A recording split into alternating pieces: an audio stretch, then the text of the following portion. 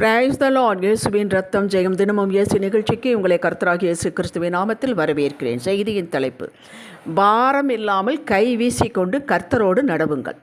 ஆதார வசனம் 2 தீமோத்தேயு 1:12. அதே நிமித்தம் நான் இந்த பாடுகளையும் அனுபவிக்கிறேன், ஆயினும் நான் வெட்கப்படுவதில்லை. ஏனென்றால் நான் விசுவாசிக்கிறவர் இன்னார் என்று அறிவேன். நான் அவரிடம் ஒப்பு கொடுத்ததை அவர் அந்நாள் வரைக்கும் காத்து கொள்ள வல்லவராய் இருக்கிறார் என்று நிச்சயித்தும் இருக்கிறேன். கிறிஸ்துவுக்குள் அன்பானவர்களே, பவுல் இங்கே ஒன்றை அறிவேன் என்கிறான், ஒன்றை நிச்சயத்திருக்கிறேன் என்கிறார். ரெண்டுக்கு வித்தியாசம் உண்டு. அறிந்ததை உறுதிப்படுத்திக் கொள்வதுதான் நிச்சயத்திருக்கிறது. அறிவோடு இருக்கக்கூடாது. அது ப்ராக்டிக்கல் லைஃபுக்கு ஆம் அப்படி தான் நடக்கும், நான் இப்படித்தான் என்று முடிவெடுத்து வாழ்வது தான் நிச்சயத்திருக்கிறேன். ஆகையால் பாடுகள், துன்பங்கள், ஏமாற்றங்கள், இடர்கள் எது வந்தாலும் அவற்றை நான் பெரிதிப்படுத்துவதில்லை. அனுபவிக்கிறேன், அதன் வழியாகத்தான் கடந்து போகிறேன். ஆனால் இவைகள் என் பிரயாணத்தையோ என் நோக்கத்தையோ தடுக்க நான் அனுமதிப்பது இல்லை. கர்த்தர் பார்த்து கொள்கிறார். எப்படி பவுலே உங்களால் இப்படி இருக்க முடிகிறது என்று கேட்டால் சொல்லுவான், நானும் உங்களைப் போல பாடு உள்ளவன் தான். ஆனால் ஒன்று, நான் யாரை நம்பி இந்த பயணத்தை ஆரம்பித்தேன், இந்த வாழ்வை ஆரம்பித்தேன், இந்த ஊழியத்தை ஆரம்பித்தேன், இந்த பிரயாணத்தை ஆரம்பித்தேன், யாரை முழுமையாக நம்பி பயணிக்கிறேன் என்பதில் மிகவும் தெளிவாக இருக்கிறேன். என்னை சந்தித்த இயேசு, என்னை மாற்றின இயேசு, வாழ்வின் போக்கையே மாற்றினார். அபிஷேகத்தை இயேசு, அவர் எப்படிப்பட்டவர் என்பதை நான் அறிவேன், தினமும் அனுபவித்து வருகிறேன். இந்த அறிவில் தினமும் நான் மேன்மை அடைகிறேன். முற்றிலும் அடைந்தாயிற்று என்பது ஏதுமில்லை. தினமும் அவரை பற்றி அழிகிறேன், சாட்சிகளை கேள்விப்படுகிறேன், சாட்சியாக நிற்கிறேன். என்னை அழைத்தவரே, என்னை இந்த ஊழியத்தில் இணைத்தவர் வேடிக்கை பார்க்கிறவர் அல்ல. அவர் என் கூடவே இருக்கிறார். எனக்கு வரும், நான் சந்திக்கும் இடர்கள் அனைத்தையும் அவர் பார்த்து கொண்டு தான் இருக்கிறார். இவைகள் என்னை ஊழியத்தில் இன்னும் 3 கட்ட உதவுகிறதை ஒழிய என்னை கீழே தள்ளுவதில்லை. அவைகளை சாட்சியாக வைக்கிறார்.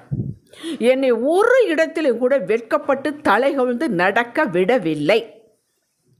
இது என்னுடைய அனுபவங்கள். ஆகையால் நிச்சயத்திருக்கிறேன். எனக்கு இடர்கள் கொண்டு வந்தவர்கள் அது பயனற்று போனதால் வெட்கப்பட்டு போனார்கள். இதையும் கண்டிருக்கிறேன். அவர் மரண பரியந்தம் என்னை நடத்தி என் ஓட்டத்தை விசுவாசத்தோடு முடிக்க வைப்பார் என்ற அறிவு உண்டு. அதை நிச்சயித்து கொண்டேன், உறுதிப்படுத்தி கொண்டேன். இது யாரும் எனக்கு உறுதிப்படுத்த வேண்டாம், நானே உறுதிப்படுத்தி கொண்டேன். ஆகையால் என் வாழ்வு அப்படி இருக்கிறது. நான் என்னிடம் எதையும் வைத்துக் கொள்வதில்லை, அவரிடம் ஒப்படைத்து விட்டேன். அவர் பார்த்து கொள்வார். ஆகையால் கூலாக இருக்கிறேன் என்பான். மக்களே, எல்லாவற்றையும் படைத்து உண்டாக்கிவிட்டுத்தான் தேவன் மனிதனை படைத்தார். அவனுக்கு ஏற்ற துணை வேண்டும் என்று உண்டாக்கி கொடுத்தார். ஆதாம் கேட்டானா எனக்கு ஒரு துணை வேண்டும் என்று? இல்லை. ஆனால் தேவனுடைய அஜந்தாவில் அது இருந்தது. தேவனுடைய அஜந்தாவில் உங்களை குறித்து சகலமும் உண்டு. ஜெபிக்க வைக்கிறார், கேட்க வைக்கிறார், உணர்த்துகிறார். அதற்குத்தான் ஆவியானவர் நமக்குள்ளே இருக்கிறார். ஆதாம் ஏவாள் இது மட்டும் இருந்திருந்தால் நன்றாக இருந்திருக்கும் என்று யோசிக்க தேவன் இடம் அளிக்கவே இல்லை. அப்படித்தான் உங்களுக்கு எனக்கும். அப்படி நீங்கள் சகலத்தையும் அவர் கையில் ஒப்பு கொடுத்து விடுங்கள். உங்கள் பிள்ளைகளை குறித்த காரியங்கள் அவருடைய அஜந்தாவில் உள்ளது. உயர்ந்த திட்டங்கள், வழிகள் வகுத்துள்ளார். எரேமியா 29:11, ஏசாயா 55:8-9. இந்த 2 வசனங்களை மறக்கவே கூடாது. கர்த்தர் உங்களிடம் பிள்ளைகளை கொடுத்துள்ளார். அவர் உங்களிடம் கொடுத்துள்ளார். ஒரு குடும்பத்தை உருவாக்கி கொடுத்துள்ளார். தொழில் கொடுத்துள்ளார். வேலை கொடுத்துள்ளார். ரட்சிப்பை கொடுத்துள்ளார். உங்கள் காலங்கள் அவர் கருத்தில் இருக்கிறது. ஒரு சரீரம் உங்களுக்கு கொடுத்துள்ளார். ஆத்துமா அவர் கொடுத்தது. ஆவியானவர் உங்களுக்குள்ளே தங்கி இருக்கிறார், உங்களுக்கு சகலத்திலும் உதவி செய்ய. அவர் வைத்திருக்கிற அஜந்தாவில், அவர் வைத்திருக்கிற திட்டத்துக்கு நேராக நடத்தி தினமும் வெற்றியடை செய்யத்தான் ஆவியானவர் வந்திருக்கிறார். இதில் ஏதாவது நீங்கள் சம்பாதித்தது சொல்லுங்க பார்ப்போம். வம்பு, தும்பு, பாவ சாபத்தை வேண்டுமானால் மனிதர்களாகி நாம் சம்பாதித்துக் கொள்வோம்.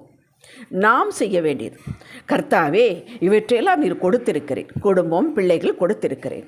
தொழில், வேலை, பிஸ்னஸ் எல்லாம் கொடுத்திருக்கிறேன். இதை நாங்கள் அப்படியே உமது கிருபைக்கு ஒப்பு கொடுக்கிறோம்.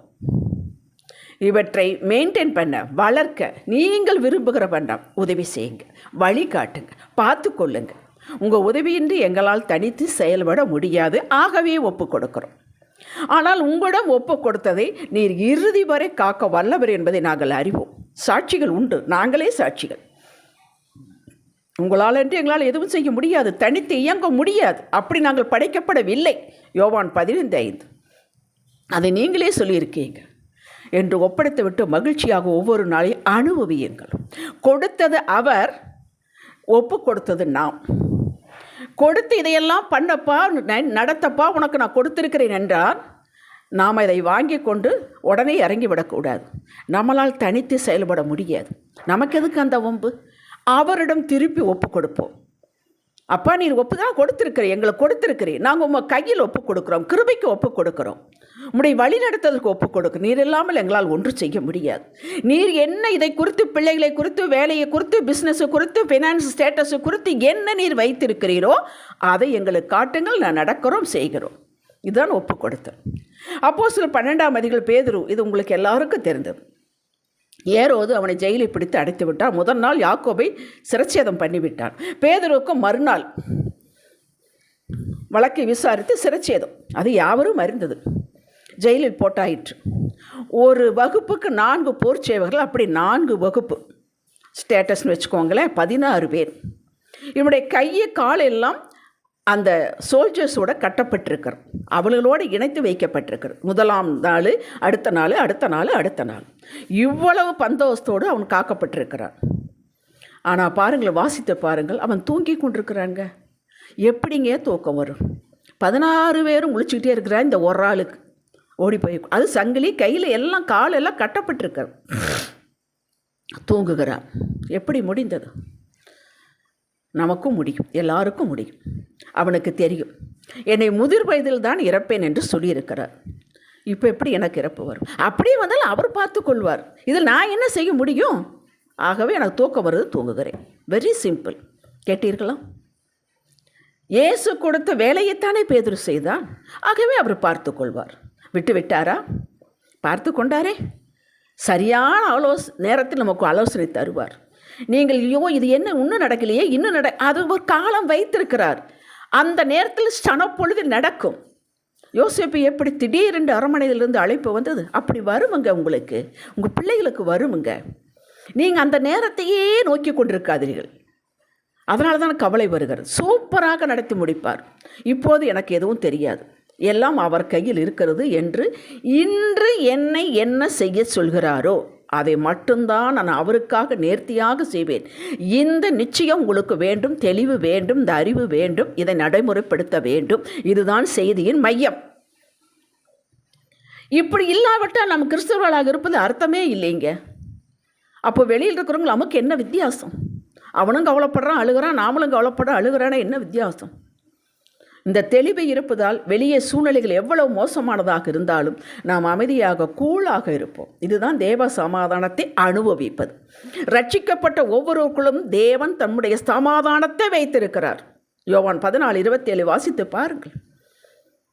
ரோமர் 5 வாசித்து பாருங்கள். அது எப்பேற்பட்ட சமாதானம் உலகம் கொடுக்க முடியாது. உலகத்தில் வெளியில் பார்த்தா புயல் என்ன வேணாலும் நடக்கணும், ஆனால் உள்ளே அமைதியாக எப்படி முடிகிறது? கர்த்தர் பார்த்து கொள்வார். அவர் அதை கையில் எடுத்துக்கொண்டார். நான் என்னுடைய வாழ்க்கையை நானே வேடிக்கை பார்க்கிறேன். என்னுடைய அனுமதி இல்லாமல் ஒருவன் இந்த சமாதானத்தை எடுக்க முடியாது. என்னை ஒரு காலத்தில் என்னுடைய உறவுகள், நண்பர்கள், என்னோட வேலை பார்த்த டீச்சர்ஸ் எல்லாம் கேட்டார்கள், என்ன தைரியத்தில் திருமண வயது வந்த பிள்ளைகளை வைத்து கொண்டு கவலைப்படாமல் சர்ச்சு, வேதம், மீட்டிங்னு போய் கொண்டிருக்கிறேன், மும்முரமாக இருக்கிறீர்கள் என்று. இதற்கு நான் பதில் சொன்னேன், இயேசுநாதர் தான் கவலைப்பட வேண்டும், நான் எதுக்கு கவலைப்படுறேன்? என்னால் ஒன்றும் முடியாது, அப்புறம் ஏன் நான் கவலைப்படுறோம்? எல்லாம் அவர் கையில் கொடுத்து விட்டேன் என்று பதில் சொன்னேன். அதற்கு அவர்கள் சொன்னார்கள், இது பேசுவதற்கு அலங்காரமான வார்த்தைகள், கிறிஸ்துவின் வட்டாரத்தில் வேண்டுமானால் சூப்பர் சூப்பர் என்பார்கள், பிராக்டிக்கலாக வாழ்வதற்கு ஒத்தே வராது, நீங்கள் வேதனைப்பட போகிறீர்கள் என்றார்கள். யார் யார் என்னிடம் கேட்டு பயமுறுத்தினார்களோ அவர்கள் பிள்ளைகள் திருமணத்திற்கு வெகு தடுமாற்றம் அடைந்தார்கள். தடைகள் வந்தது. ஐயோ, கரை சேர்த்தால் போதும் என்று திக்குமுக்கு ஆடிவிட்டார்கள். என்னை யாருடைய கண்களும் காண ஆச்சரியப்பட ஜாம் ஜாம் என்று திருமணம் எடுத்து செட்டில் பண்ண வைத்தார் பிள்ளைகளை. நான் செய்தது என்ன? அவர் சமூகத்தில் முழங்கால் படியிட்டு எதுவும் பேச முடியாத சமயத்தில் கண்ணீராக வரும். அதுதான் என்னுடைய பலி. அதைத்தான் நான் செலுத்தினேன்.